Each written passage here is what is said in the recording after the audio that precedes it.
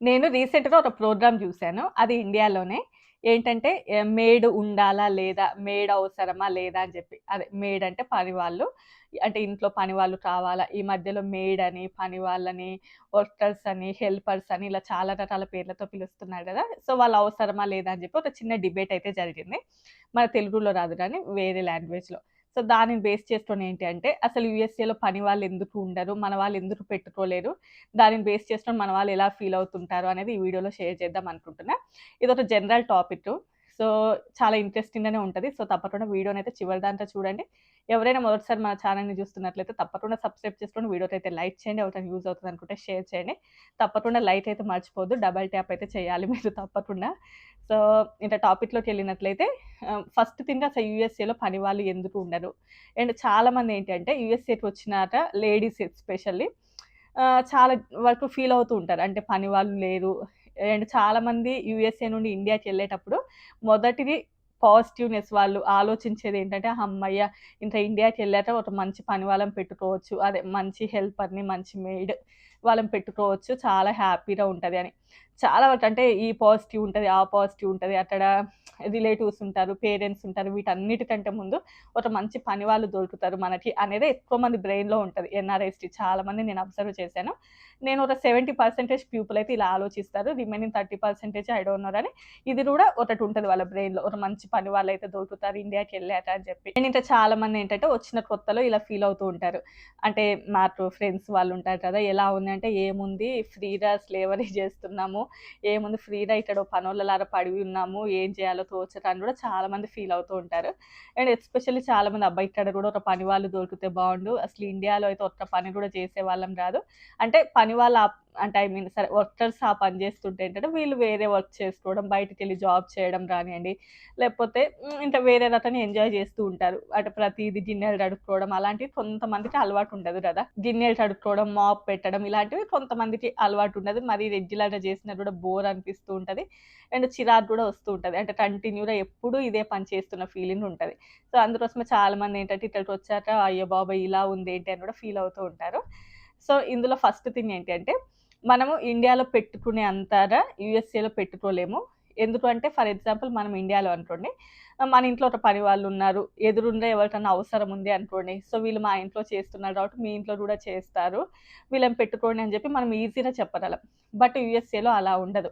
ఎవరైనా ఒక పని వాళ్ళు కావాలి అంటే ఫస్ట్ కన్సల్టెన్సీస్ త్రూ వెళ్ళాలి. ఆ కన్సల్టెన్సీస్ త్రూ మనకి బాగా నమ్మకం ఉన్న వాళ్ళని తీసుకోవాలి. అది కూడా చాలా వరకు ఎక్స్‌పెన్సివ్ ఉంటది. అండ్ మనం నెగోషియేషన్ అంటే ఒక 1000కి చెయ్యి, 2000కి చెయ్యి, ఏం గాదు ఇది చిన్న పనే కదా! ఇది కొంచెమే చెయ్యి అని చెప్పేటట్టు ఉండదు. అండ్ ప్రైస్ కూడా ఫిక్స్‌డ్ అమౌంట్ ఉంటది. సో, ఇంత అమౌంట్ అయితేనే వీళ్ళు చేస్తారు అని చెప్పేసి ఉంటది. సో, దానిని బేస్ చేసుకొని ఏంటంటే ఫస్ట్ పాయింట్ అదే. చాలా ఎక్స్‌పెన్సివ్ ఉంటదన్నట్లు. అందువలన ఎవరు కూడా పెట్టుకోవడానికి ఇంట్రెస్ట్ చూపించరు. అండ్ సెకండ్ థింగ్ ఏంటి అంటే వాళ్ళకి అంటే మనకొచ్చేటటువంటి సాలరీస్ యూఎస్ఏలో ఎలా ఉంటాయి?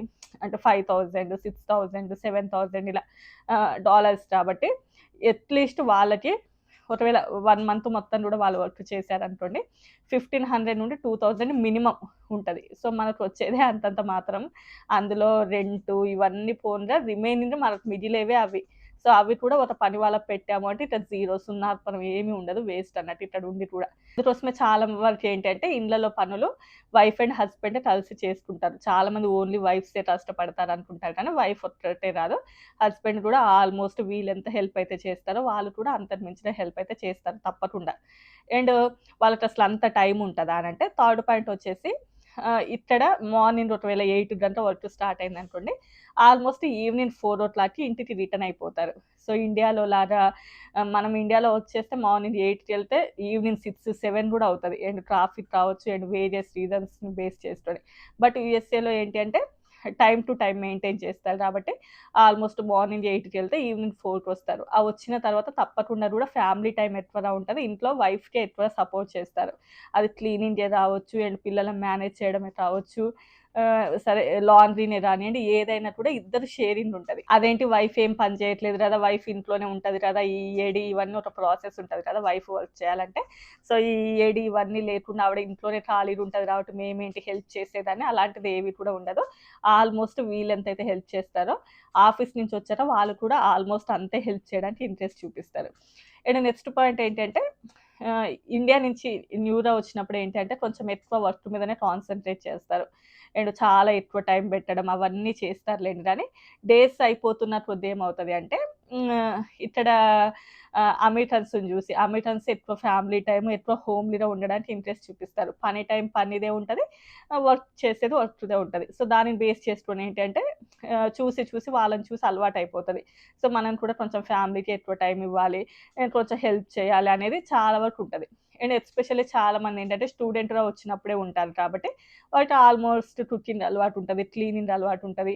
90% అన్ని అలవాట్లుంటాయి. అంటే ఇంట్లో హెల్ప్ ఎలా చేయాలి నేను నార్మల్‌గా జాబ్ మీద వచ్చిన వాళ్ళనుకోండి, కొత్తలో అలవాటు లేకున్నా గూడా రాను రాను అది కూడా అలవాటయిపోతది. అండ్ ఇప్పుడున్నటువంటి జనరేషన్‌లో ఆల్మోస్ట్ అందరికి అన్ని పనులు అలవాటున్నాయిలెండి. అంటే పిల్లలని మేనేజ్ చేయడం కానియండి, అండ్ హౌస్ వర్క్‌లో హెల్ప్ చేయడం అవన్నీ ఇప్పుడున్న వాళ్ళకి. ఇప్పుడు మన డ్యాడీ వాళ్ళు ఆ ఏజ్ వాళ్ళనుకోండి, వాళ్ళకి ఆల్మోస్ట్ టీ పెట్టుకోవడం అలాంటివి కూడా రావు గానీ, బట్ ఇప్పటి వాళ్ళు ఆడవాళ్ళ పనులు మగవాళ్ళే చాలా బాగా జేస్తున్నారు. మగవాళ్ళు జేసే జాబ్స్ ఆడవాళ్ళే చాలా బాగా జేస్తున్నారు కాబట్టి, ఇద్దరు కూడా ఈక్వలే. పెద్ద అందులో వాళ్ళెక్కువ, వీళ్ళెక్కువ అనేది పెద్దగా ఏమీ లేదు కాబట్టి, అన్ని పనులలో ఇక్కడ యూఎస్ఏలో ఉన్నవాళ్ళు 100% హెల్ప్ చేస్తారు. అండ్ నెక్స్ట్ వన్ ఏంటంటే, ఇప్పుడు ఇండియాలో అనుకోండి మేడ్స్ తప్పకుండా అవసరం అనిపియడానికి చాలా రకాల రీజన్సే ఉంటాయి. ఎందుకంటే సడెన్‌గా ఎప్పుడు ఎవరొస్తారో తెలీదు. ఇంటికి చాలా మందొస్తూ ఉంటారు. సడెన్‌గా టీలు పెట్టాల్సి ఉంటది. టిఫిన్‌లు చేయాల్సిందుంటది. అండ్ చాలా రకాల పనులుంటాయి. సడెన్‌గా ఒక రిలేటివ్ వస్తూ ఉంటారు. అండ్ ఎదురుగా ఉన్న వాళ్ళొస్తారు. పక్కింటి వాళ్ళొస్తూ ఉంటారు. టైం లోపల మన బ్రెయిన్ ఏంటంటే హౌస్ చాలా వరకు నీట్‌గా ఉండాలి. కొంచెం క్లీన్‌గా ఉండాలి. ఎప్పుడొచ్చి చూస్తే ఏమవుతదో అంటే చాలా వరకు అలా ఆలోచిస్తాం. అంటే సడెన్‌గా ఎవరైనా ఇంటికొస్తే ఎలా ఉంటది అని చెప్పి. బట్ యూఎస్ఏలో ఎవ్వరు కూడా రారు. నువ్వు రమ్మన్నా కూడా ఎవరు రారు కాబట్టి చాలా వరకు ఏంటంటే సరే ఇప్పుడు హాల్ కొంచెం నీట్‌గా లేదు. సర్లే వదిలేయి తర్వాత చేసుకుందాం.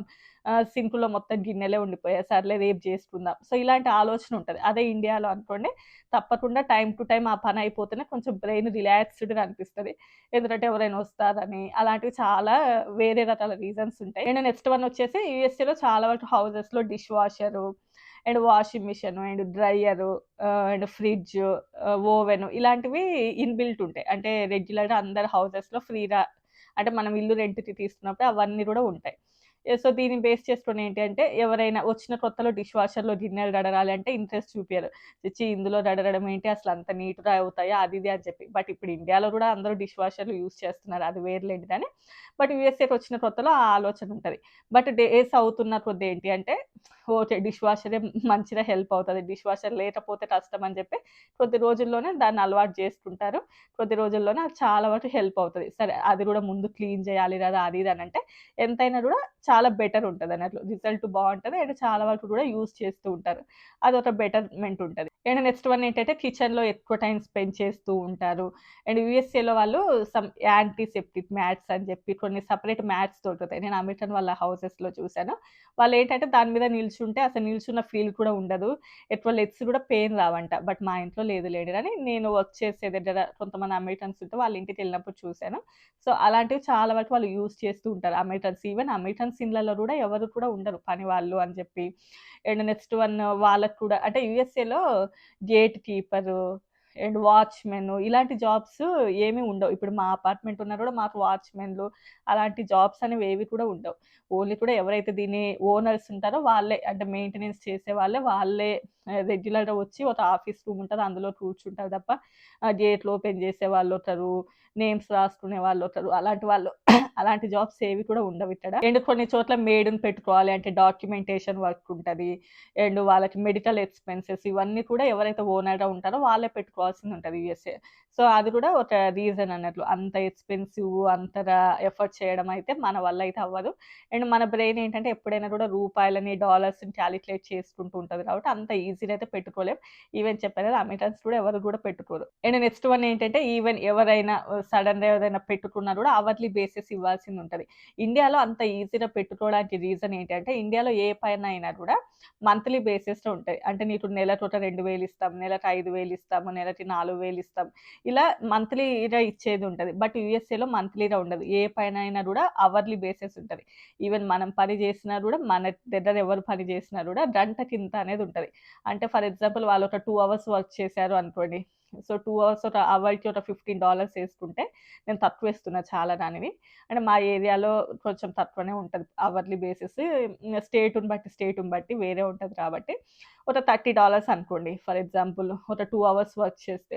మన ఇండియన్ క్యాలిక్యులేషన్‌లో చూసుకున్నట్లయితే ఇప్పుడు $1 ₹90 అయింది. 2 గంటలు పని చేసినా కూడా సుమారుగా రూ. 1800 వరకు వాళ్ళకి ఇవ్వాల్సిందుంటది. సో, ఆ లెక్కన మంత్లీ అంటే ఇంక వాళ్ళకెంతివ్వాలి జస్ట్ మీరే క్యాలిక్యులేట్ చేసుకోండి. నేను అట్‌లీస్ట్ ఒక 2 అవర్స్ చేశాను. సో, అలా ఉంటది కాబట్టి ఇలాంటి వాటిని చాలా వరకు బేస్ చేసుకొని ఏంటంటే ఎవ్వరు కూడా మెయిడ్‌ని యూఎస్ఏలో ప్రిఫర్ చేయలేరు. అండ్ ఆ ఆలోచన కూడా ఉండదు. ఈవెన్ కొంతమంది ఏంటంటే వైఫ్ అండ్ హస్బెండ్ ఇద్దరు మంచి ఫీల్డ్‌లో ఉండి, మంచి హై ప్రొఫైల్ ఫీల్డ్‌లో ఉన్నా కూడా ఏదైనా అంటే డీప్ క్లీన్ చేసుకోవాలి అనుకోండి. అంటే ఇప్పుడు మ్యాట్స్ కానియండి అలాంటివి ఏదైనా డీప్ క్లీనింగ్ ఆ టైం లోపలనే తెచ్చుకుంటారు. అండ్ ఇంకా కొంతమంది ఏంటంటే సరే మన ఇండియన్ స్టూడెంట్స్ వాళ్ళు ఉంటారు కదా! వాళ్ళు కూడా వర్క్ చేస్తూ ఉంటారు. నేను అబ్జర్వ్ చేశాను, చూసాను. అంటే ఎవరికైనా చిన్న పిల్లలు ఉన్నారనుకోండి, వాళ్ళ పేరెంట్స్ ఇండియా నుంచి రాలేని వాళ్ళు ఎవరైనా ఉంటే అండ్ ఇద్దరు జాబ్స్‌కెళ్తున్నారనుకోండి. సో, వాళ్ళని చూడడానికి పెట్టుకుంటారన్నట్టు. నాకనిపిస్తది వీళ్ళే చిన్న పిల్లలు అసలు వీళ్ళేం మేనేజ్ చేస్తారు వాళ్ళని అని. బట్ అటో ఇటో మేనేజ్ చేసి చేసుకుంటారు. సరే అది కూడా ఇంకో స్టోరీ లేండి కానీ, సో, అలాంటి వాళ్ళు ఎవరైనా తెలిసిన వాళ్ళుంటే పెట్టుకోవడానికి ఇంట్రెస్ట్ చూపిస్తారు. అండ్ బయట పిల్లలని టేక్ కేర్ చేసేవాళ్ళు అదే నానీస్ అంటారు కదా! ఆ జాబ్స్ ఉన్న వాళ్ళని కూడా పెట్టుకుంటారు. వాళ్ళు కూడా అవర్లీ బేసిస్ మీద ఉంటది. దాని మీద ఒక ఫుల్ వీడియో కూడా చేశాను. అమెరికాలో నాన్ ఈస్ట్ ఎంత సాలరీ ఉంటదని. ఇంట్రెస్ట్ ఉంటే ఆ వీడియో చూడండి. సో, వాళ్ళకి కూడా సాలరీస్ ఎక్కువనే ఉంటాయి. కానీ కొంతమందేంటంటే ఇండియా నుంచి పేరెంట్స్ ఎవరు రాని వాళ్ళు, ఇద్దరు పిల్లలు ఉన్న వాళ్ళని కొంచెం మేనేజ్ చేయడం కష్టమైతే కొంచెం అవర్లీ లాగా కొద్ది రోజుల వరకు పెట్టుకుంటారు. అది కూడా చాలా తక్కువ మంది. 80% పెట్టుకోవడానికి ఒక 20% మాత్రం కొంతమంది పెట్టుకోవడానికి ఇంట్రెస్ట్ చూపిస్తారు. చాలామంది పిల్లలని ఈవెన్ ఇండియాలో వదిలేసి రావడానికైనా ఇంట్రెస్ట్ చూపిస్తారు. లేదు అంటే ఇక్కడ ఇప్పుడు వర్క్ ఫ్రమ్ హోమ్ వచ్చింది. ఇంకా చాలా ఆప్షన్స్ ఎతుక్కొని ఎలానో అలా మేనేజ్ చేసుకుంటారు తప్ప, మెయిడ్ మీద డిపెండ్ అవ్వడం 90% ఉండదు. అండ్ ఇంకా ఇలా చెప్పుకుంటూ పోతే చాలానే ఉంటాయి. యూఎస్ఏలో అవసరం లేదు మెయిడ్ ఇండియాలోనే అవసరమా అనేది కూడా కొన్ని వింటున్నాం. అలా ఏమీ ఉండదు. యూఎస్ఏలో మెయిన్ చెప్పా కదా! మనం పెట్టుకోవడానికి ఎఫర్ట్ చేయలేము. సో, అందువలన ఆ థాట్ రాదు. సెకండ్ వన్ ఏంటంటే పదే పదే మన ఇంటికొచ్చేవాళ్ళు ఎవరు కూడా ఉండరు. సో, మన ఫ్యామిలీనే కాబట్టి ఎలా ఉన్నా ఓ రోజు క్లీన్ చేసినా, ఓ రోజు చేయకపోయినా ఆహ్, ఎలా ఉన్నా కూడా కొంచెం అడ్జస్ట్ లాగా ఉంటది. అదే ఇండియాలో అనుకోండి అలా ఉండలేము.